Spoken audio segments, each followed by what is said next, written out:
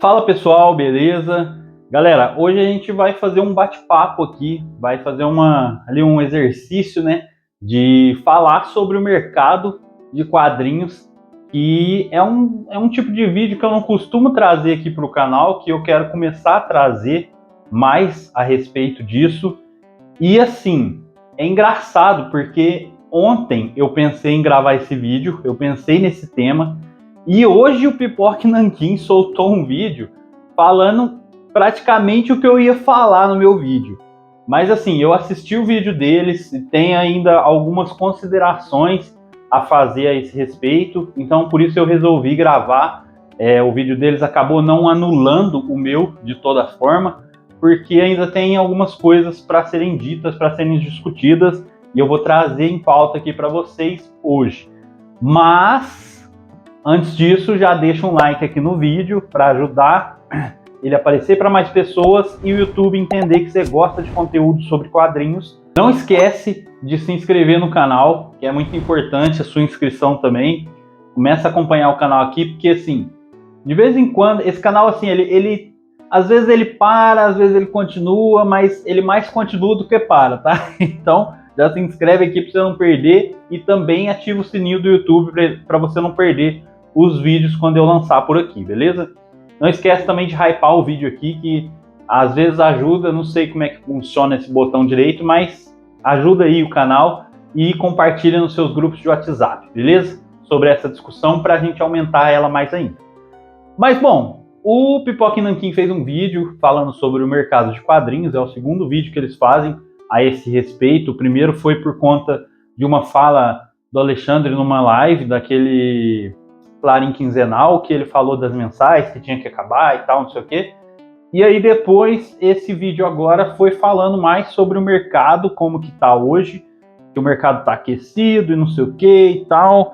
Só que, cara, eu tive a ideia sábado de falar sobre isso, especificamente sobre o Pipoca Nanquim, porque o Pipoca Nanquim, se você parar para pensar, para analisar, na verdade, desde 2017, se não me engano, que eles são editora, 2018 ou 2017, não sei. Enfim, desde quando eles se tornaram editoras, se tornaram uma editora, eles vêm ditando o mercado.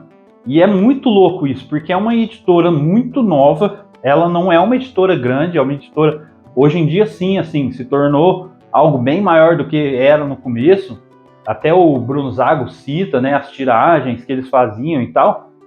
É uma editora que foi crescendo bastante, mas ela ainda não é uma Panini, ela não é uma Companhia das Letras, ela ainda é uma editora relativamente pequena.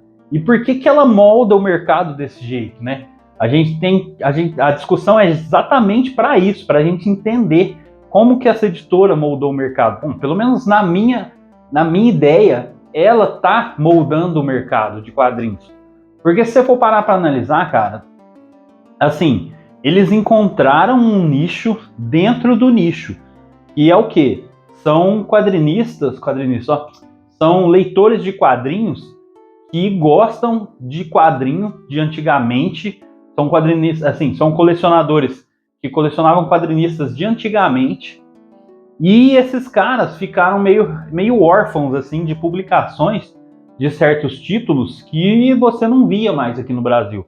Então, eles acabaram pegando esse nicho e falando, não, a gente vai trabalhar em cima disso daqui e vai trazer esses títulos para o Brasil novamente, ou, de repente, títulos até que não foram lançados aqui, que eles até falam, né, que era um absurdo não ter sido lançado aqui ainda. E eles começam a trazer isso para um público que é colecionador. Apesar de ser leitor, ele é primeiramente colecionador, né? Ele começa a colocar ali uma demanda que não existia, para ser sincero, ou de repente estava ali só adormecida, né? Porque é claro que esse pessoal que gostava de ler obras que foram publicadas antigamente, ou de autores que de repente nem são publicados aqui, é claro que tem algumas pessoas ali que vai atrás de qualquer forma de pegar um título estrangeiro, de pegar alguma coisa que sai na França ou sai nos Estados Unidos. O cara ia atrás, alguns, né? Quem podia ir atrás. Mas tinha uma galera ali que a galera ficava órfã, estava órfão realmente desses títulos e desses autores. E o que aconteceu? O Pipoca Nanquim veio e trouxe. Só que ele trouxe de uma forma que é aquela que a gente conhece, que é o capa dura, que é o quadrinho de luxo, que é o quadrinho para, tipo assim, para ser colecionado realmente. Ele é um produto que não é para você ler e descartar, que não é para você ler e dar de presente para alguém. Ou se você quiser até dar de presente, pode dar, mas é um quadrinho caro que é para você guardar e ter ele na sua estante para sempre. Então, assim, eu digo que eles meio que revolucionaram o lance do colecionismo de quadrinho por conta disso. E até então, acho que as editoras não tinham esse insight de fazer esse tipo de coisa. Então, a partir dali, outras editoras começaram a ver e falaram assim, olha, os caras estão fazendo barulho publicando tal autor. Só que o engraçado é você parar para perceber que, assim, como que as redes sociais mandam no mundo hoje, né? Porque, cara, o barulho que o Pipoca faz às vezes nem é tão grande do jeito que todo mundo acha ou do jeito que aquelas editoras começaram a enxergar. Porque, na real, o barulho numa rede social não dá para ser comparado à vida real. Porém, os caras parecem que são muito maiores do que eles são, e, aliás, eles sempre pareceram isso, sempre pareceram ser uma editora muito maior do que eles são, muito organizada, muito perfeita, por conta do jeito que é divulgado nos vídeos deles, porque eles têm o canal do YouTube e fazendo essa junção, parece, e isso tornou eles maiores do que eles são. E aí fez com que o resto do mercado enxergasse isso como um sucesso estrondoso, como se fosse muito maior do que ele realmente era. Não que não tenha mérito no que eles conquistavam, tem muito mérito no que eles conquistaram, no que eles conquistavam e no que eles conquistaram, porque realmente você vê que é um trabalho muito bem feito, é um trabalho editorial bem feito, é um trabalho de curadoria bem feito. Claro que tem algumas coisas assim que eu não gosto, mas a grande maioria gosta, esmagadora maioria gosta. Então você vê que os caras trabalham sério, fazem uma publicidade gigantesca em cima dos produtos deles, e isso só pode levar a um caminho, sucesso. E as outras editoras começaram a olhar para isso e começar a copiar mesmo, e começar a falar, não, os caras estão trazendo esse artista, ele está fazendo barulho? Não, então a gente vai atrás, vamos publicar também. E tanto... E é engraçado, cara, porque se você for parar para pensar, o tamanho que a Panini é. Só que eu acredito que a própria Panini, é claro que a Panini não é um ser, né? Ela tem gente que trabalha na Panini. Então, as próprias pessoas ali que trabalham na Panini começaram a ver esse movimento, e aí você pode ver que começou a sair as publicações de luxo da própria Panini. Porque até então não saía tantas publicações de luxo, não tinha ônibus. É claro que os ônibus vieram lá de fora, mas não eram publicados aqui. Então, assim, é engraçado como que uma editora muito pequena no começo, hoje, claro que ela é maior, mas ainda, igual eu falei para vocês, não é uma Panini, faz tanto barulho e dita tanto o mercado. Isso só é reflexo do que é a rede social hoje em dia. Porque não adianta, cara. O YouTube do Pipoca, ele dita muito o mercado de quadrinhos brasileiro. E até outras editoras que chegaram depois, né? Que a Comic Zone... Eu não lembro se a Comic Zone foi feita junto ou foi feito um tempo depois, mas assim, é claro que eles se espelharam no jeito que eram as publicações do Pipoca. É lógico que se espelharam.